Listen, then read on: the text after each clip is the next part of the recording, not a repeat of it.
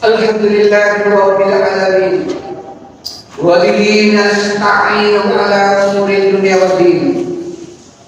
Asyhadu an la ilaha illallah wahdahu la syarika lah. Wa asyhadu anna Muhammadan abduhu wa rasuluh.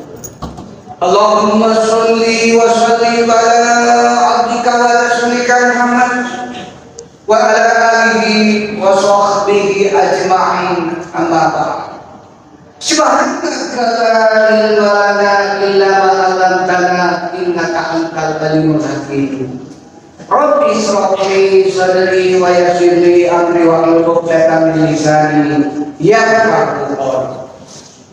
Qala Allah Ta'ala fil Qur'anil Karim, ya ayyuhalladzina amanu taqullaha haqqa tuqatih wa la tamutunna illa wa antum muslimun wa tasimu bihablillahi jami'an wa la tafarraqu. Hai orang-orang yang beriman, bertakwalah kepada Allah dengan sebenar-benarnya takwa, dan janganlah kamu mati kecuali dalam keadaan beragama Islam, dan berpegang teguhlah kepada tali agama Allah, dan jangan bercerai-berai. Quran surah Ali Imran ayat 102 sampai ayat 103. Pokoknya ya ayyuhalladzina amanu taqullaha wa qulu qawlan sadida. Hai orang-orang yang beriman, bertakwalah kepada Allah dan selalu berkata yang baik dan benar. Quran surah Al-Aqsa ayat 70. Pokoknya ya ayyuhalladzina amanu dakhulu fi silmi kafah wa la tattabi'u khutuwati syaitan innahu lakum aduwwun mubin. Hai orang-orang yang beriman, masuklah ke dalam Islam secara kamar atau sempurna, dan janganlah kamu mengikuti langkah-langkah setan, karena sesungguhnya setan adalah musuhnya. Quran surah Al-Baqarah ayat 208. Pokoknya innallaha wa malaikatahu yusholluna 'alan nabi ya ayyuhalladzina amanu shallu 'alaihi wa sallimu. Sesungguhnya Allah beserta seluruh para malaikat yang bersalawat kepada Rasulullah, maka hai orang-orang yang beriman bersalawat dan beri penghormatan kepada Rasul. Quran surah Al-Asr ayat 5. Jemaah-jemaah masjid Al-Hidayah yang dimuliakan oleh Allah Subhanahu wa Ta'ala, mari kita senantiasa bersyukur kehadiran Allah, karena berkat nikmat Islam, nikmat iman, nikmat kesempatan, wabil khusus nikmat kesehatan, sehingga kalau Allah bertemukan di tempat yang menggerakkan barakah ini dalam rangka untuk melaksanakan sholat Jumat secara berjamaah dan mendengarkan khutbah Jumat sebagai satu paket yang wajib diikuti. Perintah untuk melaksanakan sholat Jumat secara berjamaah yang tegas kalau berjamaah melalui firman-Nya di Quran surah Al-Jumu'ah ayat 9. Ya ayyuhalladzina amanu idza nudiya lis-sholati min yaumil jumu'ah fas'au ila dzikrillahi wa dzarul bai'. Dzalikum khairun lakum in kuntum ta'lamun. Jika diserukan kepada kalian untuk melaksanakan sholat Jumat secara berjamaah, maka segeralah mengingat Allah dan meninggalkan jual. Yang demikian itu jauh lebih baik jika kalian mengatakan, siapa yang selalu mensyukuri nikmat Allah, maka Allah akan tambahkan nikmat itu. Sebaliknya siapa yang kufur nikmat, maka siksa Allah amat berat. Lain zakartum lazidannakum walakin kafartum in azab lasadid. Quran sudah berakhir ayat. Salawat dan taslim kita kirimkan kepada Nabi besar Muhammad sallallahu alaihi wasallam beserta para keluarga beliau, para sahabat dan para pengikutnya yang senantiasa istiqomah melaksanakan berbagai syariat Islam berdasarkan Al-Quran dan As-Sunnah. Sebagai Nabi yang penuh keteladanan, sehingga Allah berikan di salah satu surat yang ayat di dalam Al-Quran, laqad kana lakum fi Rasulillahi uswatun hasanah. Quran surat Al-Ahzab ayat 2. Jemaah Jumat yang dimuliakan oleh Allah Subhanahu wa taala. Pada Jumat hari ini saya menyampaikan kepada Nabi dulu, fikih berkorban hewan.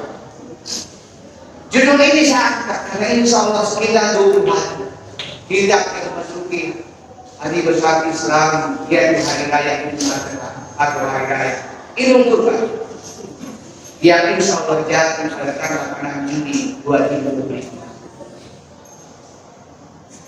Apa yang dimaksud fikih berkurban?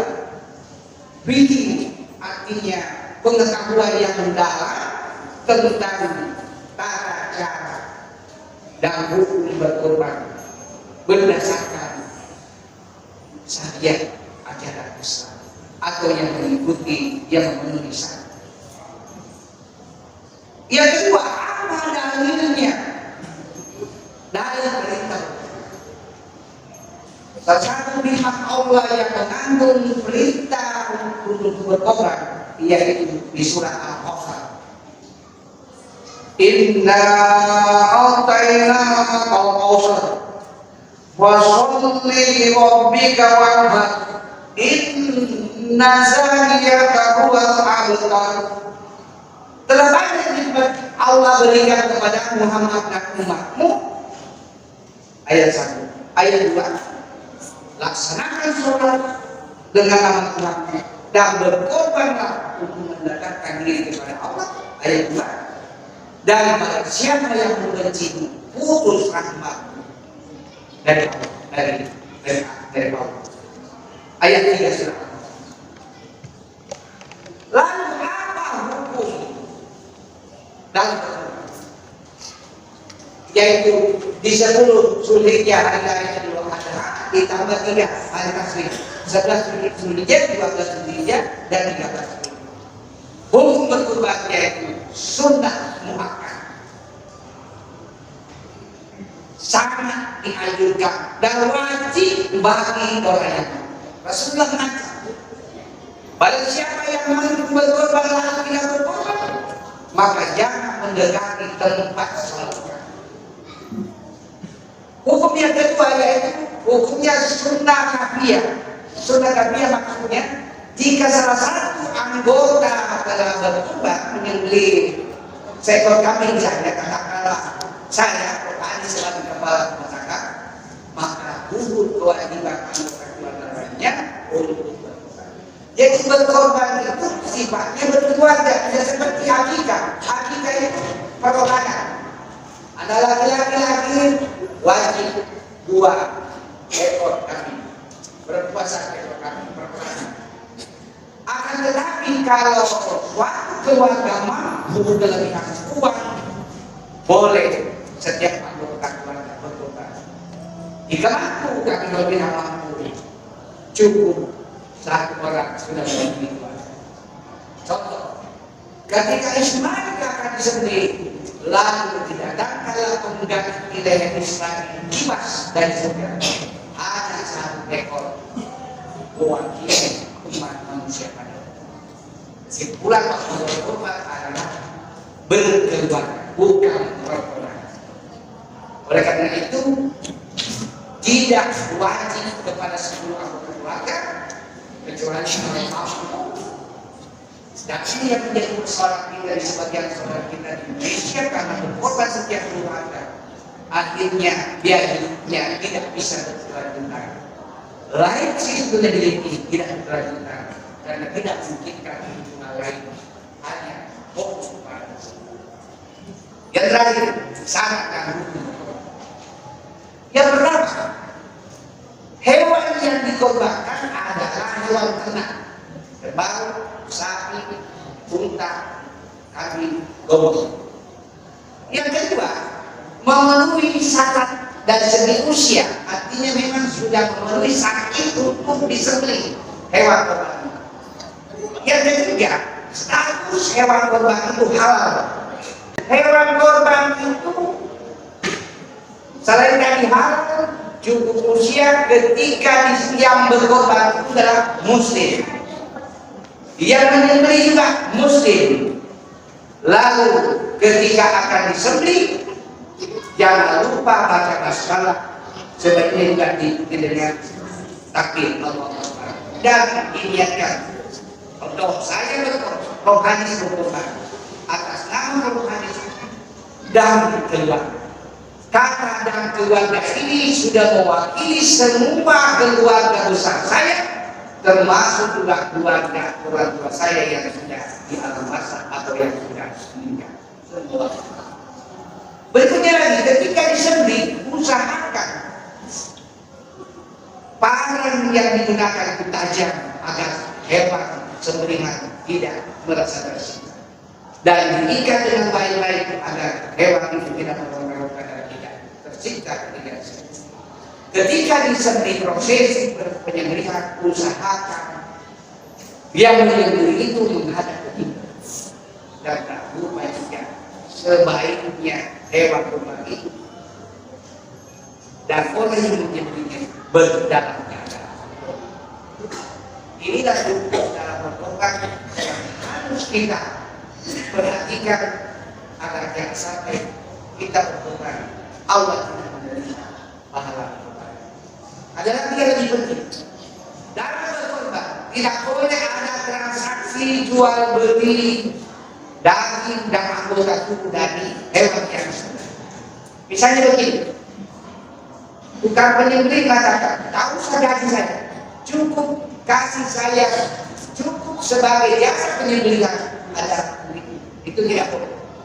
Tidak boleh juga jual beli daging dari hewan yang disembelih. Sekarang muncul suatu dilematis di kota akibat banyaknya hewan korban yang disembelih, tapi kulit itu nggak seperti Jepang dan lain-lain.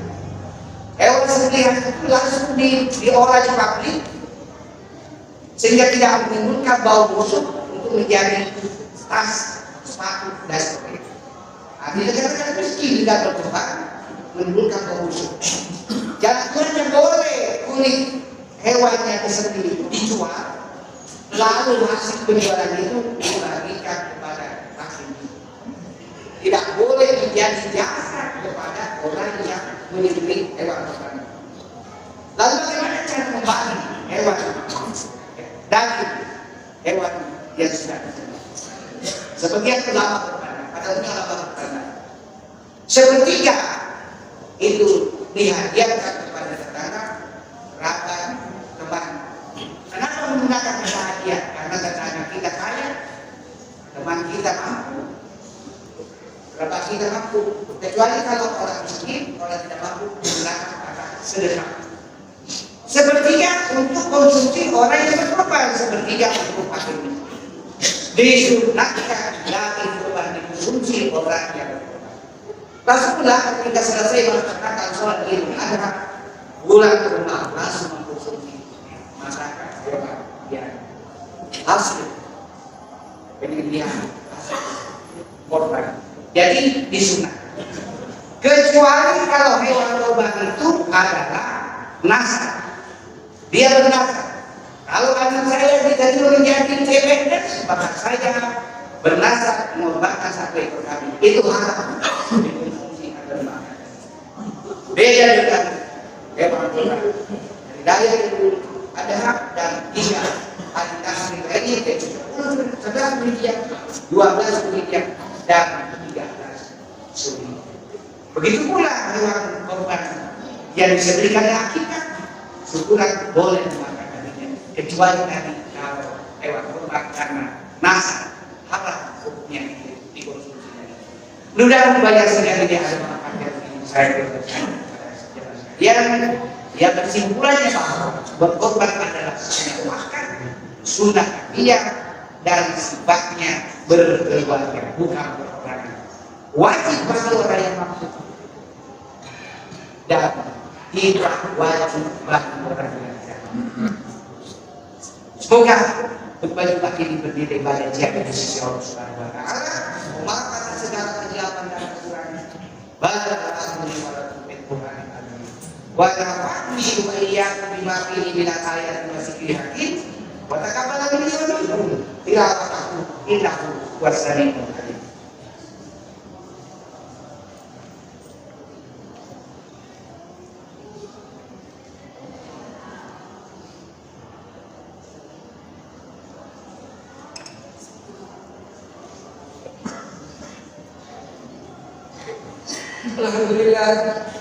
Alhamdulillah rabbil alamin. Wassalatu wassalamu ala asyrafil anbiya'i wal mursalin. Sayyidina Muhammadin wa ala alihi wa sahbihi ajma'in. Asyhadu an la ilaha illallah wahdahu la syarika lahu wa asyhadu anna Muhammadan abduhu wa rasuluhu al-mab'uts rahmatan lil alamin. Allahumma shalli wa sallim ala sayyidina Muhammad wa ala ali sayyidina Ibrahim fil alamin innaka Hamidum Majid. Inna Allaha wa malaikatahu yusholluna 'alan nabi ya ayyuhalladzina amanu shallu 'alaihi wa sallimu taslima. Ya ayyuhalladzina amanu taqullaha haqqa tuqatih wa la tamutunna illa wa antum muslimun.